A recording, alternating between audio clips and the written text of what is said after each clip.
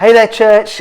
Gareth here. I hope this message finds you well and that you had a great Christmas and New Year. Happy New Year! Happy 2022 from me. And here's a couple of other people that I bumped into in St. Luke's today who also want to wish you Happy New Year. Happy New Year, it's Gemma here, welcome to St. Luke's. Hope you had a lovely Christmas and New Year. We are looking forward to welcome you back this Sunday. We will be online for all our youth work, but then next Sunday the 16th we will be back in person and we can't wait to see you again. Hello, Susan here, your ever-friendly treasurer from St. Luke's, wishing you all a very happy New Year and hope that you've all had a COVID-free Christmas, although I know some of you haven't. I'm really excited about what God's going to be doing in St. Luke's, what he's going to be doing with our finances, and I just hope that you're all ready and raring to go for the year. And don't forget, I'm still up for having standing orders, okay? Good. Happy New Year everybody, Charlotte here, Children's and Families Pastor. Really excited to see you all again. Hope you've had a lovely Christmas break. This Sunday we are online, we're not meeting in the church. I'll be doing my all-age bit within the service. Then I'm going to be running down to Miss Copping Room and I will be jumping on Zoom for a Zoom call with all the children. As you can see in the Miss Copping Room, work has started with the painting. Today and tomorrow we are going to be repainting this room so it's beautiful for the children. If you are free today or tomorrow, so Friday or Saturday, please do come down and give us a hand. The following week, 16th, we are going to be back in the building. There'll be 2 children's groups. We have now got enough team for 2 groups.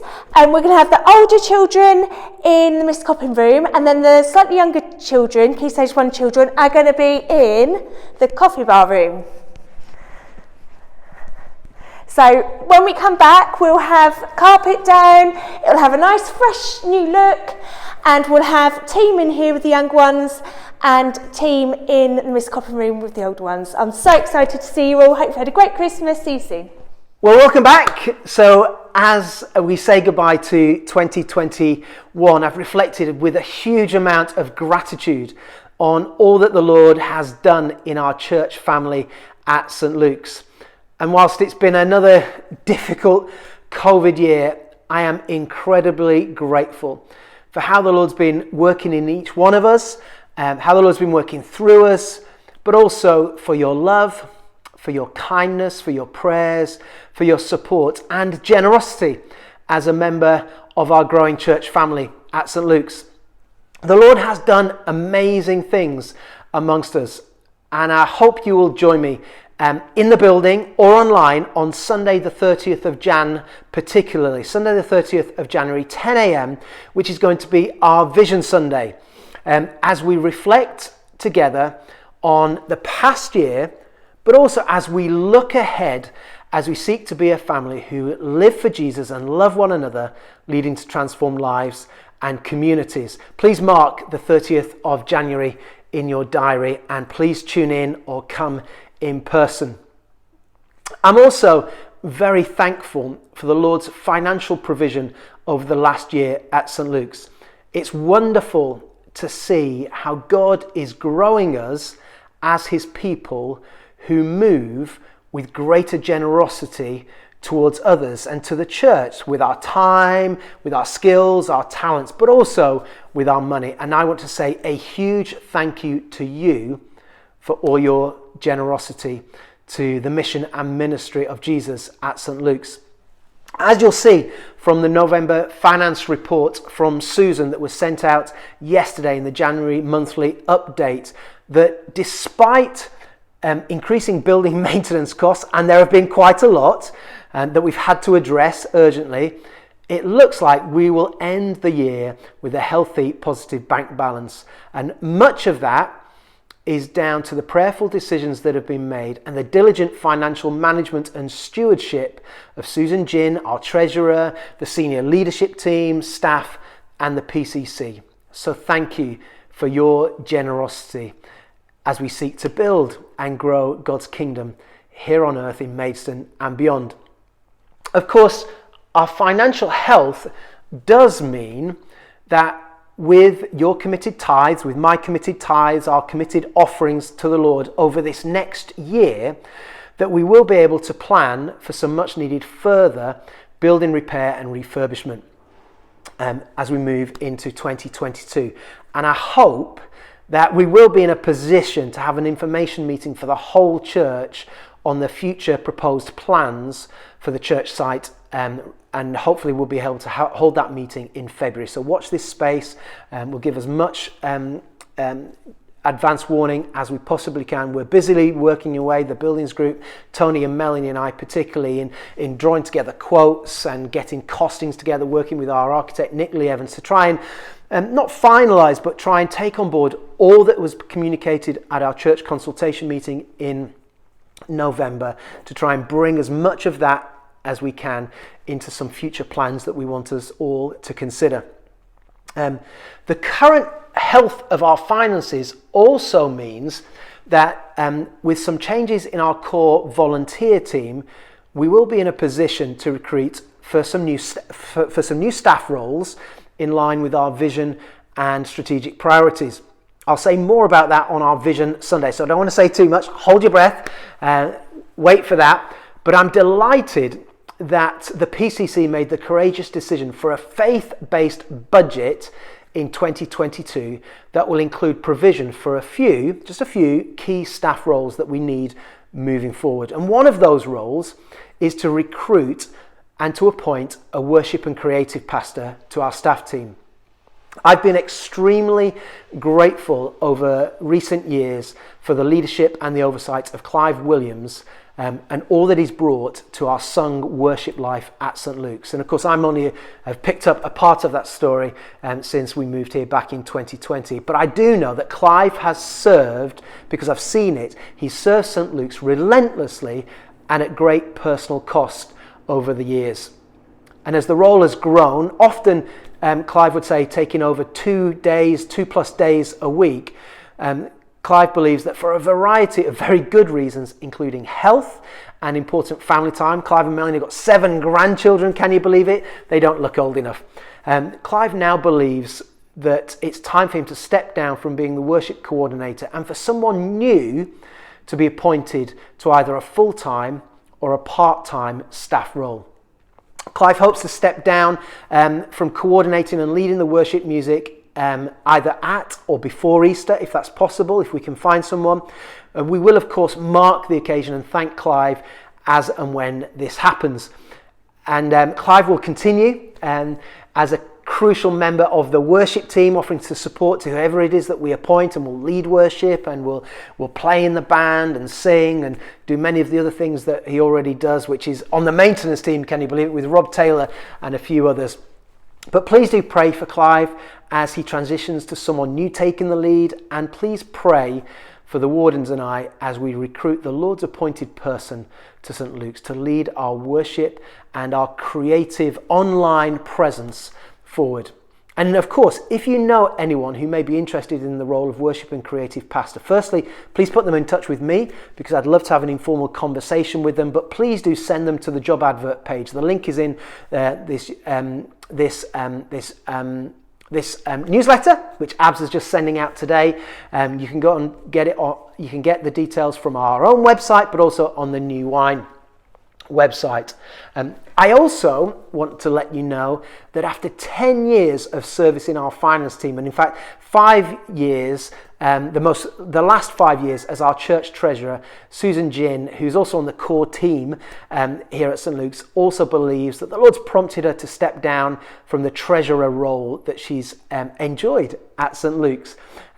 Trevor Oakley, who's also a part of our finance dynamic duo that manage all of our finance, will also be stepping down from assisting Susan.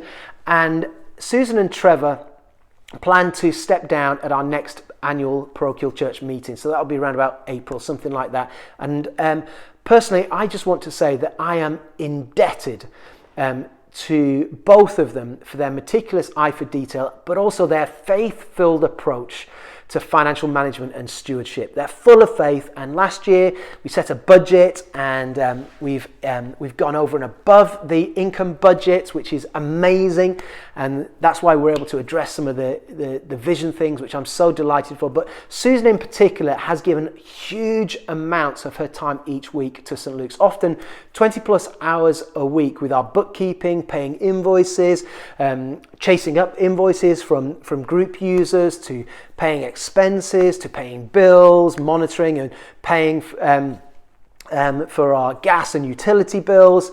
And of course, we will say thank you to Susan, but I'm particularly indebted to her for the incredible gift of time that she gives to St. Luke's. But we will thank them when the time comes. This therefore means that we will be looking to replace Susan. Not that we can ever replace Susan, she's amazing. I can't tell you how much I enjoy the finance meetings that I have with Susan, because she is full of faith, and she's like, well, Gareth, if the Lord's telling us to do it, the Lord will provide. And I love that. So we are looking to fulfill a new role that will probably incorporate both our bookings of our halls and our financial management. So if finance, spreadsheets, QuickBooks are your thing, and you love and you've got a real vision to bring in more groups, to hire out our halls, to bring in income from the church, then please, in the first instance, get in touch with Tony and Melanie, our church wardens, and they can give you more details. The other thing to say is just a bit of an update on our COVID guidelines. As you'll know, the wardens and I, we made the difficult decision to cancel our Christmas Eve and Christmas Day celebrations in person. And then on the 2nd of January, last Sunday, we live streamed our Sunday celebration to YouTube, with only those taking part in the celebration actually being in the building. Well, we've now decided that, subject to any government changes, that will meet as follows, and that's that this Sunday the 9th, so in a couple of days time, the celebration will be in the building, but only for those who are taking part in the service. And it will be live streamed online to our YouTube channel. It'll go live at about 9:55, and we'll start bang on time at 10 a.m. And so I hope you'll tune in to watch us. And the link again for that is in the newsletter that this is attached to. And also say that this celebration will also include an all-age part of worship that Charlotte will lead us in, and then Charlotte will then go from the all-age. She'll run down to the Miss Coppin room, she'll get on her computer, and then we'll have a children's Zoom session. At the same time, Gemma and the youth will also have a youth Zoom session as well. It'll be about 40 minutes, something like that. And parents, the Zoom links will be sent out by Gemma and Charlotte by the end of the week. In fact, you may have already received them. And then from Sunday the 16th of January, we will return to our pre-Christmas celebration model, where everyone can attend our Sunday celebrations in person and in the building.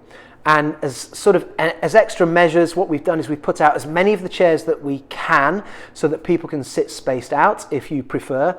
We're asking everyone to wear a mask in worship. We're asking everyone to sanitize, and if you're able, please do take a lateral flow test before you come to church on Sunday, for everyone's safety. That would be great. And then on Sunday the 16th, our children and our youth will continue to meet in their groups. The children will meet in the Miss Coppin room and also in the coffee bar, 2 new groups, which is exciting because the children's ministry has grown, and the youth will meet back in the hall.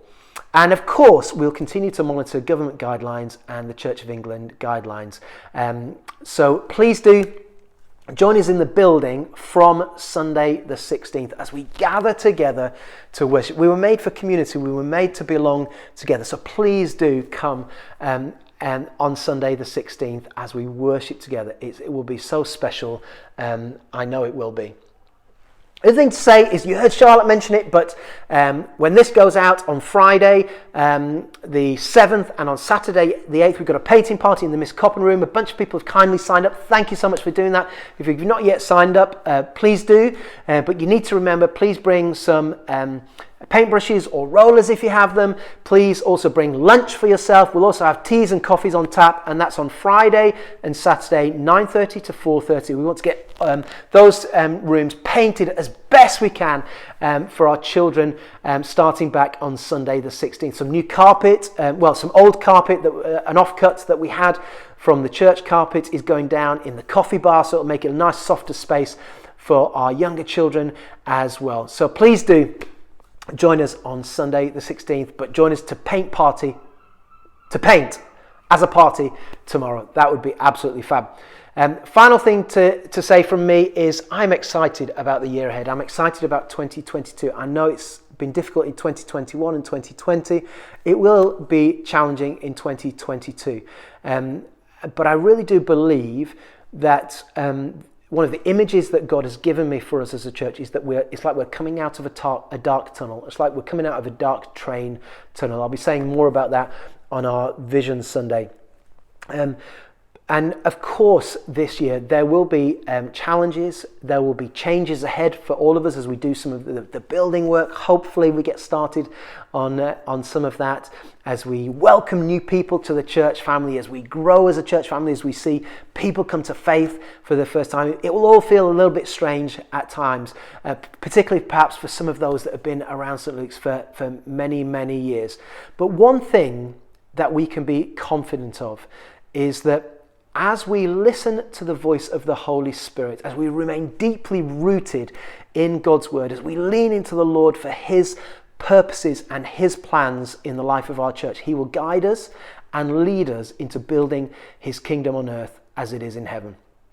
And as I've prayed for St. Luke's at the beginning of the year, I believe the Lord has given me some words for us for 2022. And it's this: be strong and courageous. Be strong and courageous, St. Luke's. And they're words from Joshua 1:9. Have I not commanded you? Be strong and courageous. Do not be afraid. Do not be discouraged, for the Lord your God will be with you wherever you go. May that be the case for us at St. Luke's in 2022. May the Lord richly bless you as you follow him today. Lots of love and God bless.